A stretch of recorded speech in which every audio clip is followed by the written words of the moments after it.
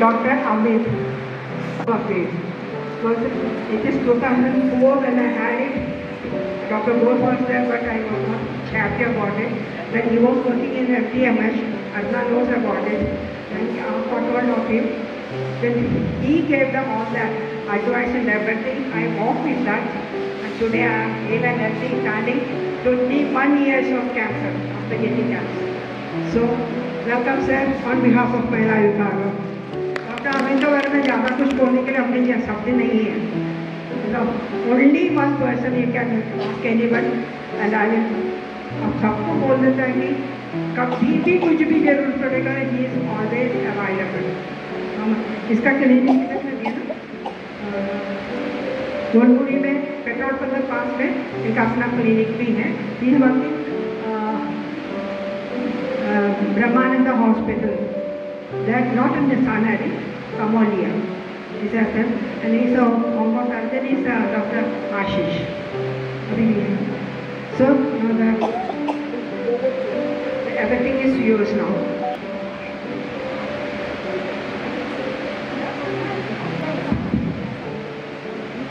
नमस्ते. है ना, 2 वे कम्युनिकेशन वो तो अच्छा है. आप कुछ पूछिए तब फिर बताने का कुछ बात होगी. ऐसा कुछ क्लास तो है नहीं कि मैं इधर कुछ बोलूँ आप सुने और घर चले जाएं. आप पहले पूछिए क्या लगता है, क्या आपको लगता है.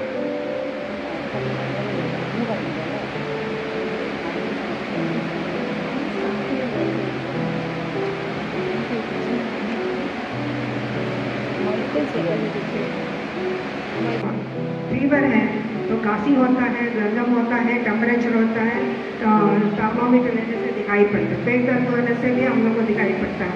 हर चीज़ के लिए हम लोग को तो there is a symptom comes up. But cancer के लिए तो कभी तो पता नहीं चलता कि अंदर में क्या होता है, कैसे होता है. What can we do for that? कैसे हम लोग को पता चलेगा? स्पेशली आजकल तो कॉमन कोल्ड जैसे है कैंसर. कैंसर पहले तो पता नहीं चला होगा, शायद आजकल ज़्यादा एक्सपोज करता होगा इसलिए तो पता चलता है. पर how to find out, how आप उसके बारे में बता दीजिए. सब क्या केयर करना पड़ता है. स्पेशली फीमेल्स होता है सर, हम लोग मित्रा भी है, हाउसवाइफ भी है, काम भी करता है. तो क्या होता है ना, दिन भर काम, घर में भी ऑफिस में काम करो, घर में काम करो, उसके बाद में घर का सारा सामान करो, बच्चा लोग को दे दो, अब कुछ हो जाएगा अच्छा बाद में देखेगा. ये तो हमेशा होता है. तो what kind of care we should take?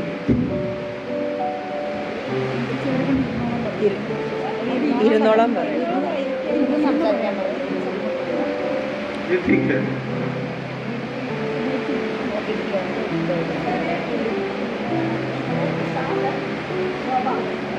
एक मेजर डिफरेंस है ना, जैसा एक छोटा बीमारी ले लीजिए, मलेरिया. बुखार ऐसा आएगा, अगले दिन आप दौड़ के डॉक्टर के पास जाएंगे, बहुत बुखार आएगा. लेकिन ये इतना बड़ा बीमारी है, कोई शुरुआत में कोई तकलीफ आता ही नहीं है. आपको लगे नहीं कि हमको कुछ तकलीफ है. शुरुआत वाले टाइम पे बिल्कुल ही एकदम जो नॉर्मल रहता है आदमी वैसा ही दिखेगा. लेकिन क्या होता है कि कुछ चीज है जिसको समझना जरूरी है.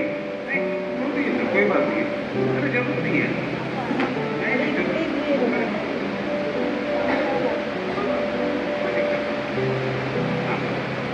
तो इतना बड़ा बीमारी है, लेकिन ये एकदम चुप से रहता है, चोर की तरह शरीर में आएगा और तब तक आपको परेशान नहीं करेगा या आपको कोई सिम्टम नहीं देगा जब तक वो अच्छे से ग्रो नहीं कर गया. इतना ग्रो कर जाता है कि वो आदमी को चैलेंज करना शुरू करता है. जैसे आप समझ लीजिए कि ब्रेस्ट में एक गांठ है. शुरुआत में एकदम छोटा रहेगा, चुप से बैठा हुआ, साल 2 साल तक कुछ दिक्कत नहीं कर रहा है. लेकिन जब उसका साइज बढ़ जाएगा, मतलब साइज बढ़ने का मतलब कि इतना ऐसा हो गया कि अब जो इसके शरीर में है उसी को चैलेंज करना शुरू करता है. दर्द होगा, या बहुत बार अगर उसको छोड़ दिया तो हाथ में तकलीफ आना शुरू होगा, हाथ में दर्द होगा, हाथ में सूजन आ जाएगा. अगर कहीं दूसरे जगह चला गया तो फिर वहाँ का तकलीफ देना शुरू करेगा.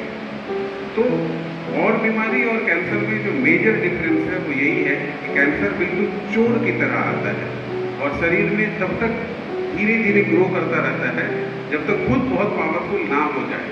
इतना पावरफुल हो जाए कि जिसके शरीर में है उसी को टक्कर देना शुरू करता है कि अब मैं तुमको देख सकता हूँ. ठीक है, तो कैसे इसको समझेंगे? बहुत बार आता है कि हम जो यूजुअली वर्ड बोलते हैं ना, वो है कॉशन, मतलब चेतावनी है। अगर आप उसको डिकोड करेंगे तो पकड़ पाएंगे कि कैंसर या कुछ भी जो तकलीफ या जो चेंजेस बॉडी में आ रहा है, उसको आपको डॉक्टर से मिलना है। तो कॉशन का सी है पहला लेटर, इसका मतलब होता है चेंज इन ब्लैडर और बॉवल हैबिट। आप सुबह उठते हैं, टॉयलेट गए, फ्रेश हो लिए, ये नॉर्मल है, सबका साथ ऐसा ही होता है। उसमें अगर कुछ तकलीफ आ रही है, चेंजेस आ रहा है, चेंजेस क्या है? पैखाना ठीक से नहीं हो रहा है, या कब्ज रह रहा है, या लूज मोशन हो रहा है, दोनों चेंज हो सकता है। चेंज है ना, या तो कब्ज हो गया, या एकदम पतला पैखाना बहुत दिन से चल रहा है, या पेशाब ठीक से नहीं हो पा रहा है। मतलब ये कुछ चेंज है जो हमको समझना है, और आपके शरीर को सबसे ज़्यादा आप ही समझ सकते हैं। आपको ही पता लगे कुछ चेंजेस आ रहा है। अगर ऐसा कुछ है, थोड़ा ऑब्जर्व किया, फिर एक डॉक्टर को जाके मिला, ऐसा मेरे को कुछ लग रहा है। उसके बाद वर्ड है ए, एक लेटर ए है। ए का मतलब है a soul that doesn't heal, मतलब कोई भी जख्म शरीर में है 2 हफ्ता बहुत रहता है उसको भर जाने के लिए। अगर 2 हफ्ते में नहीं भरा मतलब उसको गड़बड़ है। क्या हो सकता है? डायबिटीज हो सकता है, नंबर 1 हम लोग सोचते हैं। जहाँ जख्म है वहाँ पर कुछ फॉरेन बॉडी आ रहा है। जैसे बहुत बार जीभ में दांत से ठोकर लग के कटता है, तो अगर आप दांत को ठीक नहीं करेंगे तो जीभ वाला ठीक होगा, वो दोबारा उसको काटेगा, ठीक होगा, दोबारा काटेगा। ये लगातार हो रहा है, ठीक है ना? तो वो समझना है। कोई भी जख्म 2 हफ्ते से ज़्यादा है, कैंसर हो सकता है। उसके बाद है यू। यू का मतलब है अनयूजुअल ब्लीडिंग और डिस्चार्ज। यहाँ पे वर्ड अनयूजुअल है। फीमेल में महीने में 1 बार ब्लीडिंग होना है, वो नॉर्मल है, भगवान का बनाया हुआ चीज है। उसके अलावा अगर कुछ होता है दैट इज अनयूजुअल, ठीक है? ये ऐसा मेल में भी है। अगर कहीं से ब्लीडिंग हो रहा है या डिस्चार्ज हो रहा है तो एक डॉक्टर को मिलना है। तो या ब्लीडिंग हो या डिस्चार्ज हो, जाके मिलना है। फिर टी है। टी का मतलब है थिकनेस और लंप। कहीं भी गांठ हो गया, ब्रेस्ट में गांठ हो गया, फीमेल का जैसा रहता है, अगर है वो तो डॉक्टर को जाके मिलना चाहिए। क्या हो रहा है, क्यों ऐसा है? और ब्रेस्ट वाला जो कैंसर है वो इतना कॉमन हो रहा है कि अभी लोग बोल रहे हैं कि 8 में 1 महिला को ब्रेस्ट कैंसर होने का संभावना है।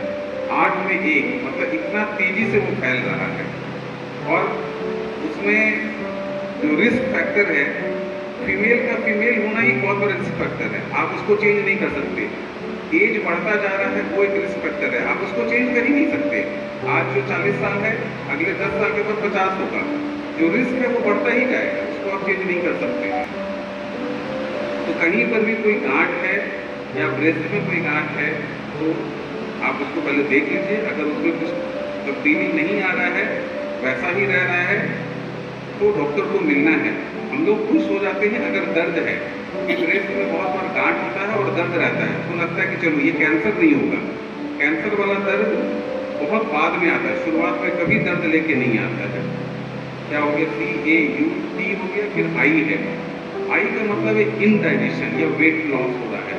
आप ठीक से खाना नहीं खा पा रहे हैं या वजन घटता जा रहा है, तो वो एक निशानी हो सकता है। खासकर जो खाने की नली है या जो पेट है, उसका जब भी कैंसर होता है उसमें ऐसा ही होता है। वजन कम होना शुरू हो जाता है या खाने का मन नहीं करेगा। फिर वो है। वो का मतलब है ओबियस चेंज इन मोल। शरीर में बहुत सारे काला काला निशान है, वो तिल है जिसको मोल बोलते हैं। उसमें अगर कुछ चेंजेस आ रहा है तो चेंज क्या हो सकता है? उसका साइज बढ़ जाए, उसका कलर में चेंज हो जाए, जो उसका बाउंड्री है वो थोड़ा, आप देखेंगे स्मूथ बिल्कुल होता है वो, लेकिन अगर बाउंड्री जिगजैग हो रहा है, इर्रेगुलर है, तब वो गड़बड़ है। या एसिमेट्री उसमें हो। नहीं, बिल्कुल नहीं।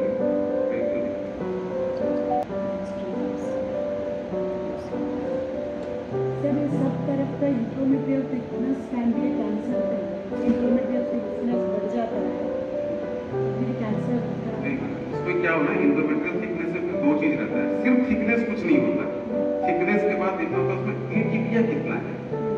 उसमें उसको 2 पार्ट में डिवाइड किया, थिकनेस और एटीपिया, दोनों को फिर मिला के देखना है। थिकनेस है और एटीपिया नहीं है तो कैंसर होने का चांस सिर्फ 1% होता है।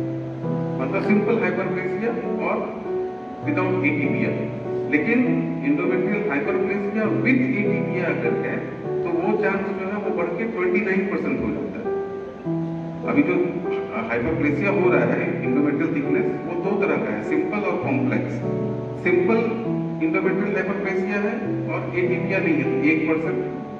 सिंपल इंडोमेट्रियल हाइपरप्लेसिया है विद एटीपिया है वो 9% है। लेकिन कॉम्प्लेक्स हाइपरप्लेसिया है और एटीपिया है तो वो 29% हो जाता है।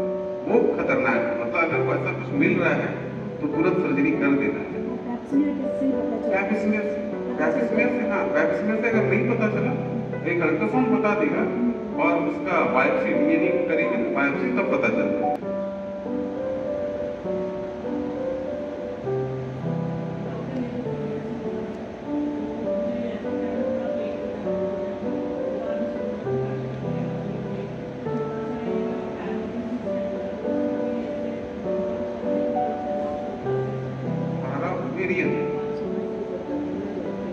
छोटा से तो कुछ नहीं करना।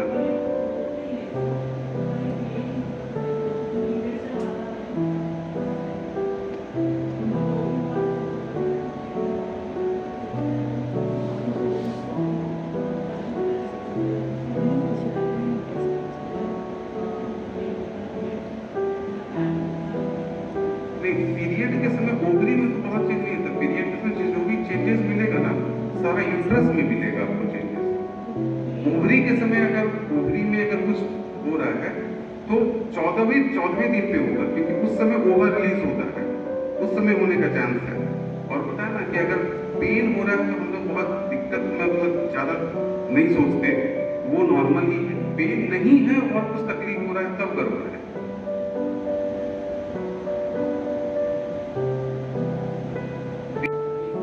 ब्रेस्ट कैंसर में ना बहुत सारा कारण है। दो मेन भाग में उसको हम डिवाइड करते हैं। एक है जिसको हम कुछ मॉडिफाई कर सकते हैं, ठीक है। एक है जिसको मॉडिफाई नहीं कर सकते। जिसको मॉडिफाई नहीं कर सकते उसमें है फीमेल का फीमेल होना, कोई चाह के भी उसको कुछ नहीं कर सकता है। एज का बढ़ता जाना कुछ नहीं कर सकता। लेकिन जो मॉडिफाई वाला है उसमें ब्रेस्ट फीडिंग है। अगर आप ब्रेस्ट फीडिंग जो भी मतलब लेडी की है उसमें उनको ब्रेस्ट कैंसर होने का चांस कम रहता है। ऐसा नहीं है कि नहीं होगा, लेकिन कम रहता है, क्योंकि आजकल वो एक चीज नहीं रह गया ना, बहुत सारा फैक्टर उसमें इन्वॉल्व हो जाता है। ब्रेस्ट फीडिंग प्रोटेक्शन देता है, ये एकदम पक्का है। क्योंकि आप देखेंगे ब्रेस्ट कैंसर उन लोगों में ज्यादा होता है जो लोगों ने शादी नहीं की, जैसे नन लोग है ना, उन लोगों में बहुत कॉमन दिखता है। तो और ये भी रहता है कि जो बॉडी के पार्ट का जो काम है वो काम अगर वो ऑर्गन ढंग पूरा कर रहा है तो प्रोटेक्शन तब दिक्कत नहीं रहता है।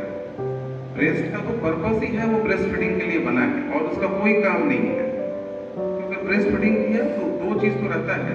एक तो जितने दिन तक ब्रेस्ट फीडिंग किया उतने दिन कंसीव होने का चांस नहीं रहता है। दूसरा लॉन्ग टर्म में कैंसर होने का चांस कम रहता है।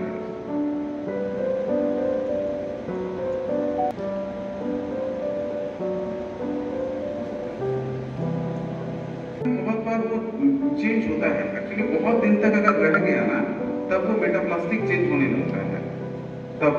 क्योंकि फाइब्रॉइड में क्या रहता है कि फाइब्रस टिश्यू है, फाइब्रस टिश्यू बहुत दिन तक अगर रहेगा तो वो सार्कोमेटस चेंज होता है, जो कैंसर से थोड़ा खतरनाक ही होता है।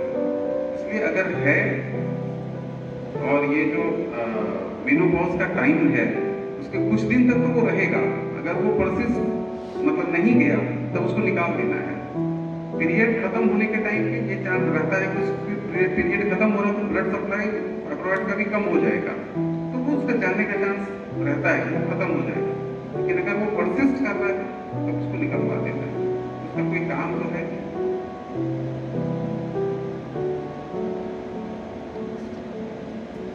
ब्रेस्ट जैसा देखना है और मेनोपॉज वाला कैसे देखें, उनका तरीका क्या कैसे है ब्रेस्ट का कैंसर? आप बोले सेल्फ एग्जामिनेशन होता है। सेल्फ वो तो उनके लिए तो आसान है। पीरियड के बाद देखने का पर्पस ये होता है कि पीरियड के समय ना, पीरियड के थोड़ा पहले ब्रेस्ट टिश्यू थोड़ा इनलार्ज होता है, थोड़ा ब्लड फ्लो बढ़ता है, ठीक है। वो तो चला गया, अगर वो नहीं आ रहा है पीरियड तक तो कभी भी देख सकते हैं, वो तो फ्री है। रिस्ट्रिक्शन है जिनका पीरियड आ रहा है, क्योंकि हम लोग तो ये बोलते हैं ना आपको देखना है 40 साल के बाद से चालू कर देना है, 40 साल के बाद से देखना शुरू करना है। अगर वो मेनोपॉज में चलेगा तब तो कभी भी देख सकते हैं, तब तो कोई लिमिटेशन ही नहीं है उसका। नहीं, वो जांच करने का तरीका अपने वो सेम है। आप पहले खड़े होके देखा है ना, कमर के ऊपर हाथ रख के देखा, सेम कुछ करना है, ऊपर उठा के देखा ताकि अगर हार्ट में भी अगर कुछ है तो वो दिख जाए, ऐसा ही करना रहता है। ठीक। बस पहले देखना है, बार बार बोल रहे पहले देखिए, अगर कुछ उसमें मिलता है, कुछ गड़बड़ी लग रहा है, तब हाथ लगा के उसको फील करना है। पहला काम देखना ही रहता है।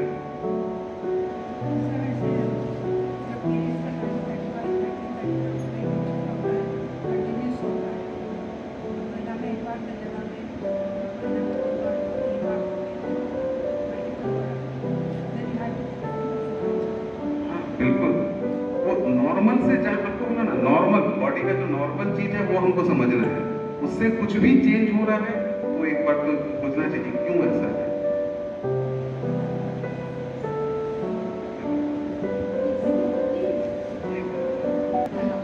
कोई नहीं पी लेगा। Please be seated over there.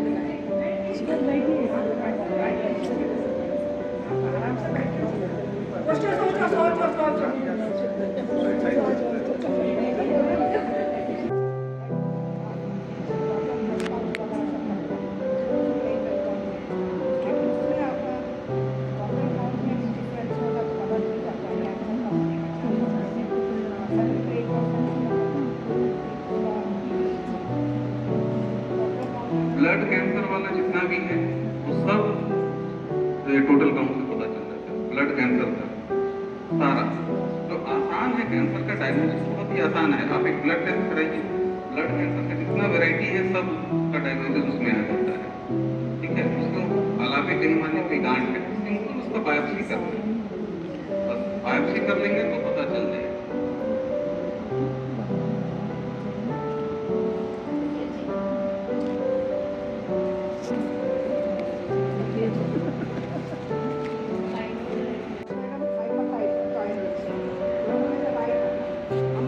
Hypothyroidism में हमको लगता है मोर देन 40 इयर्स में हम एल्ट्रोक्सिन खा रहे हैं।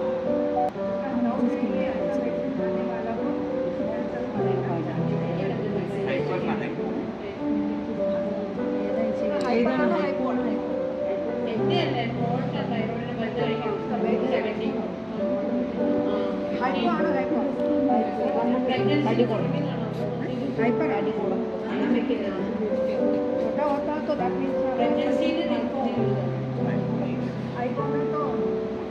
मोटा हो जाता है। थायराइड एक ऐसा मतलब ऑर्गन है आपके गले में है, ठीक है, वो कोई भी काम करने के लिए जो आपको एनर्जी चाहिए वो थायराइड ही दे रहा है। ठीक है, तो जिसको भी और यूजुअली क्या रहता है कि थायराइड कम होता है यूजुअली लोगों में, खासकर फीमेल में, और वो जो हिमालयन वाला एरिया है ना उधर जो भी रहते हैं उनमें सब में थायराइड का कम निकलता है। मतलब थायराइड कम होने का मतलब कि T3 T4 कम हो रहा है, कंपनसेशन में TSH बढ़ेगा, उसको समझना है। T3 T4 कम, TSH बढ़ा, मतलब हाइपोथायरॉयडिज्म है। उसको दवाई देना है, जो हार्मोन निकलता है वही वाले को टैबलेट बना के दे दिया। एल्ट्रोक्सिन जो है वो थायराइड के हार्मोन का ही नाम है, उसी का दवाई है, वो दे दिया। तो जब आप दवाई खाएंगे तो क्या होगा कि जो TSH बढ़ा हुआ था वो कम होना शुरू होगा। ठीक है, और उसका अपर लिमिट 5 तक रहता है, 5 से जहां ज्यादा हुआ आपको दवाई देगा ही देगा डॉक्टर। तो जिसको हाइपोथायरॉयडिज्म है उसमें यूजुअली ऐसा करके रखते हैं कि उसका TSH का लेवल को 1 पर ला के रखना है, ताकि हाइपोथायरॉयडिज्म में क्या होता है, आदमी सुस्त हो जाता है, काम करने का मन नहीं करेगा, उसको कॉन्स्टिपेशन हो जाएगा, लेथार्जिक होगा, ब्लड प्रेशर बढ़ जाएगा, कब्ज हो जाएगा, ये जो बाल सब है ना ये सब थोड़ा रुकरा हो जाएगा, है ना, आवाज में चेंज होगा, क्रॉकी वॉइस बोलते हैं। और इसका ठीक उल्टा होता है हाइपरथायरॉयडिज्म में। इसमें क्या है, T3 T4 बहुत ज्यादा निकल रहा है तो TSH उधर में कम हो जाएगा। ठीक है, तो अभी हाइपर अगर है तो उसका ट्रीटमेंट सर्जरी है। अगर सर्जरी हो सकता है तो थायराइड ग्लैंड को हटा देना है, ठीक है। हाइपो में सर्जरी नहीं हो सकता, उसमें दवाई से ही काम चलता है और उसमें कुछ कैंसर होने का चांस नहीं रहता है। लाइफ लॉन्ग वो दवाई खाना ही है। हाँ, वैक्सीन कंटिन्यू करना कंटिन्यू करना है। अंजुम फाइब्रॉइड फर्स्ट डिलीवरी समय तो मैं पनीर ले लिया फाइब्रॉइड पीरियड्स കഴിഞ്ഞോടുകൂടെ सर बोन उससे मेन रहता है, उसमें पेन होना चाहिए, सूजन हो जाएगा और पेन कहीं पर भी जहाँ पर ट्यूमर आ रहा है, कहीं पर जहाँ ट्यूमर होगा उस जगह पे सूजन हो जाएगा। जहाँ सूजन होगा उसके पास से नर्व गुजर रहा है तो पेन आना शुरू हो जाता है, पेन आएगा। और यूजुअली जो ट्यूमर हम लोगों को जो दिखता है वो खून के अंदर एक होता है माइलोमा, क्या बोलते हैं, बोन मैरो का जो तकलीफ होता है उससे जो ब्लड कैंसर होता है, बोन का कैंसर होता है, वो मल्टीपल माइलोमा है। वो थोड़ा खतरनाक होता है क्योंकि वो एक से ज्यादा बोन को अफेक्ट करता है और उस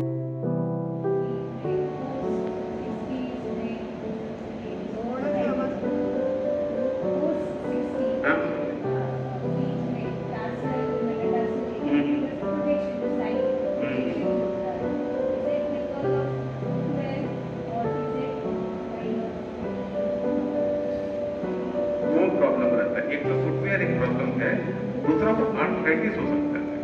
आर्थराइटिस जहाँ होगा ना, आर्थराइटिस का मतलब है कि वो जो खून के बीच में जो जॉइंट है ना, उधर में कुछ गड़बड़ होना शुरू हो, बस वो एक डायरेक्शन जिधर उसको फ्री मिलेगा उधर खून ग्रो करना शुरू कर जाता है। और वो एक्चुअली जो बोल रही है ना, वो सुबह सुबह उठने से लाइक पैर नीचे नहीं रख पाते। वो जो हील्स में जो दर्द होता है वेरी हाई टेंस पर कहाँ पे दर्द रहता है? वो हील्स में, हील में, हाँ हील में ना आप and it's extreme. Uric acid सब चेक करवाए हैं। वही बोल रहा है, चप्पल या जूता जो भी पहनते हैं उसको जाके चेक करें, एकदम पक्का वो हार्ड है, नॉर्मल स्पोर्ट्स शू पहनते हैं, हार्ड है वो, उसका पहला ही ट्रीटमेंट होता है कि शू को चेंज करना है। और एकदम वो एक जो नॉर्मल वाला चप्पल होता है ना, मोटा वाला डॉक्टर्स हवाई चप्पल, उसको पहनना है। इवन घर में भी उसको पहन के रखना है, खाली पैर नहीं रहना है। वेरिकोस वेन्स तो आता है पैर में, पूरा भरा रहता है लेकिन उसको पेन नहीं रहता है, लेकिन पूरा हेडेक में तो दर्द जाए ऐसा करके रहता है। वेरिकोस वेन तभी होता है जब आप बहुत देर तक खड़े होकर कुछ काम कर रहे हैं। आप देखिए वो जो कलकत्ता में पहले ट्राम चलता था ना, तो ट्राम का जो भी ऑपरेटर होता था, खड़े होकर चलना है उसको वेरिकोस वेन होता था। या इवन जो डॉक्टर है, जो सर्जन है, इसलिए सारा सर्जन आजकल वो पहनता है।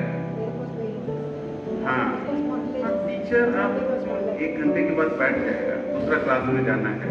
डॉक्टर तो एक बार चला गया ओटी में तो 6 घंटा 7 घंटा, तो इनवेरिएबली सब लोग स्टॉकिंग रखता है, वो मोटा स्टॉकिंग यूज करता है। लेकिन ये जाएगा नहीं, ऐसे रहेगा वो तो कुछ नहीं, वो तो यूज तो है मैडम, तो एज के हिसाब से वैसा होता है, इसमें घबराने का नहीं है, मतलब ऐसा कुछ कैंसर वैंसर तो नहीं होता। देखिए वो सालों से है, स्टॉकिंग्स पहनना है बस। वही तो सबसे है, ये समझ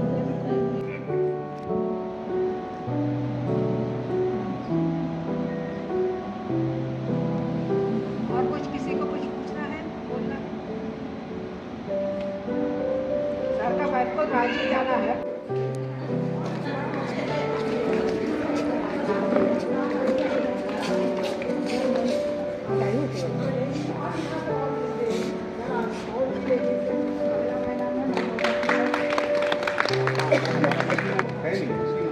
संडे हम लोग क्या स्कूल का टीचर्स भी मांग रहा है कई करवा देंगे। But you tell me real भी हम लोग का था इंजीनियर और एक आएगा हम नहीं कर सकते बट टीचर्स भी हैं टाइप से आपने बोले हम लोग को, लेकिन इतना ध्यान दिए, बहुत सरल में हम लोग सब बोलना, मतलब एक जन शुरू किया तो फिर वन बाय वन सब लोग ने निकाला क्या क्या है प्रॉब्लम सब बोल के, जब आपने उसका सोल्यूशन दिया, थैंक्स अ लॉट।